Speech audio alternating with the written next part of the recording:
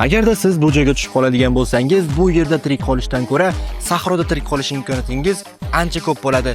Nega deysizmi?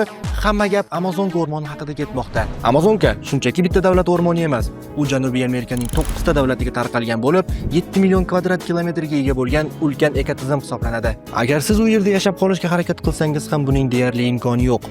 Chunki u yerda hali insoniyat o'rganib ulgurmagan har xilcha hasharotlar va hayvon turlari mavjud. Omadingiz kelib, hasharot va hayvonlardan ham tirik qoldingiz deylik, lekin u yerda ichimlik va yegulik muammosi, ya'ni daryodagi suvlarni umuman ichib bo'lmaydi. Undan tashqari esa u yerda yegulik deyarli mavjud emas. Agar siz o'rmondagi yovvoyi meva yoki mahsulotlarni iste'mol qiladigan bo'lsangiz, bu xato sizga qimmatga tushib, o'sha onni o'zidayoq sizga o'limni olib kelishi mumkin. Qisqa qilib aytganda, Amazonka o'rmonida sizda jamoa yoki sherik bo'lmasa, u yerda tirik qolish imkoniyatingiz deyarli 0.0001% ga teng bo'ladi. Shunga o'xshagan qiziqarli va foydali kontentlarni o'tkazib yubormaslik uchun hoziroq sahifamga obuna bo'ling.